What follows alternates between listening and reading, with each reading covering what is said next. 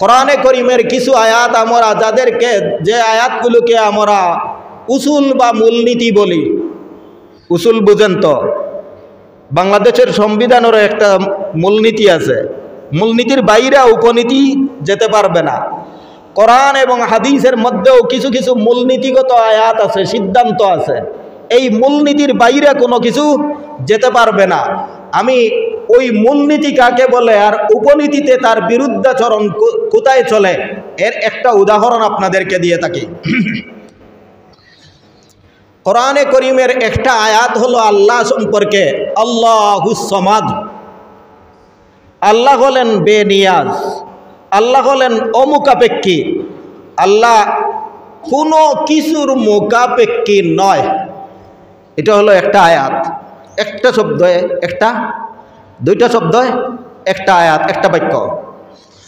আরো এক আয়াত আছে সূরা শুরার মধ্যে, আল্লাহ বলেন লাইসা কামিসলিহি শাইউন, আল্লাহর মতো আর কিছু নাই, আল্লাহর মতো আর কিছু নাই। এখন কোরআনে করিমের অনেক আয়াত আছে যেগুলোর মধ্যে মানুষ বিভ্রান্ত হয়ে যায়। যেমন এক আয়াতও আছে আল্লাহ পাক রব্বুল আলামিনের চেহারা আছে। কোরআনের আরো এক আয়াতের মধ্যে আছে আল্লাহর হাত আছে। কোরআনের এক আয়াতের মধ্যে আল্লাহর চেহারা আছে, আর এক আয়াতের মধ্যে আছে আল্লাহর হাত আছে। হাদিসের মধ্যে আছে আল্লাহ দৌড়ায়। আল্লাহ কি করে না বুঝেন না? আল্লাহ দৌড়ায়। এখন আল্লাহ এক আয়াতের মধ্যে বললেন আল্লাহর মতো কোনো কিছু নাই, আর সৃষ্টি জগতের কোনো কিছু আল্লাহর সাথে তুলনা করো না, আল্লাহর সাথে দৃষ্টান্ত দিও না। তখন যেহেতু আল্লাহ হাত বললেন, তার একটা অনুবাদ করতে হবে, যথার্থ অনুবাদ। যখন আল্লাহ চেহারা বললেন, তখন তার একটা অনুবাদ করতে হবে, যথার্থ অনুবাদ, যাতে সেই আয়াতের সাথে সাংঘর্ষিকতা না হয়। যেখানের মধ্যে আল্লাহ পাক রব্বুল আলামিন বলেছেন আল্লাহর চেহারা আছে, সেখানে মুফাসসিরিনে কেরাম, সাহাবায়ে কেরাম, নবীগণ তার অনুবাদ করেছেন আল্লাহর অস্তিত্ব এবং আল্লাহর জাত ও আল্লাহর সত্তা। যেখানের মধ্যে আল্লাহ পাক রব্বুল আলামিন বলেছেন ইয়াদুল্লাহি ফাওকা আইদিহিম, তাদের হাতের উপর আল্লাহর হাত রয়েছে, এর যথার্থ অনুবাদ হলো আল্লাহর কুদরত এবং শক্তি এবং সাহায্য রয়েছে। আল্লাহ যেখানের মধ্যে হাত বলেছেন, সেখানের মধ্যে হাত দ্বারা আল্লাহর শক্তি রয়েছে। এক হাদিসের মধ্যে আছে রাসূল করিম সাল্লাল্লাহু আলাইহি ওয়াসাল্লাম বলেন, আদম সন্তান যত নফল ইবাদত করে তত আল্লাহর নিকটবর্তী হয়, যত নফল ইবাদত করে তত আল্লাহর বেশি নিকটবর্তী হয়। এমনকি বান্দা যখন আল্লাহর দিকে অর্ধ হাত অগ্রসর হয়, আল্লাহ তখন তার দিকে এক হাত অগ্রসর হন।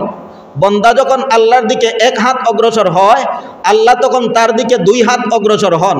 বান্দা যখন পায়ে হেঁটে আল্লাহর দিকে চলে, রব্বুল আলামিন দৌড়ে দৌড়ে তার দিকে চলেন। সুবহানাল্লাহ বলেন। এখানের মধ্যে বোঝা গেল মানবীয় একটা গুণ, যে আল্লাহও দৌড়ায়। আল্লাহ কে করে? এর দ্বারা যথার্থ ব্যাখ্যা হলো, যথার্থ অনুবাদ হলো যে আল্লাহর রহমত বান্দার প্রতি, যে পরিমাণ বান্দা আল্লাহর প্রতি মনোযোগী হয়, তার চাইতে দ্বিগুণ বেশি আল্লাহর রহমত তার প্রতি আকৃষ্ট হয়। এখন বুঝছেন কোন আয়াত মূলনীতি আর কোন আয়াত ব্যাখ্যা সাপেক্ষ, এইগুলা বোঝা লাগবে। এইগুলা যদি না বুঝি তাহলে আমার সর্বনাশ ঘটে যাবে। এই কারণে বর্তমান জগতে অনেকে আল্লাহরে আকারও সাব্যস্ত করে, আল্লাহর হাতও আছে সাব্যস্ত করে, আল্লাহর চেহারাও আছে সাব্যস্ত করে, আল্লাহর উঠা বসারেও সাব্যস্ত করে, আল্লাহর দৌড়ানিরেও সাব্যস্ত করে। এই সবগুলা হলো সেই আয়াত না জানা থাকার কারণে, অথবা কোন আয়াত আল্লাহ পাক রব্বুল আলামিনের অস্তিত্বের মূলনীতি, সেই মূলনীতি না জানা থাকার কারণে উল্টাপাল্টা বক্তব্য দিয়া আল্লাহকে মানুষের মতো সাজায় অথবা মূর্তির মতো সাজায়। আল্লাহ মখলুকের মতো নয়। আল্লাহর হাত আছে, আল্লাহর কুদরত, আল্লাহর চেহারা আছে, আল্লাহর জাত এবং সত্তা। আল্লাহ অগ্রসর হয়, আল্লাহর রহমত অগ্রসর হয়। এই ব্যাখ্যাগুলো জানা থাকা লাগবে, নতুবা মানুষ বিভ্রান্ত হবে। অনুরূপভাবে আম্বিয়ায়ে কেরাম, আমি বলতে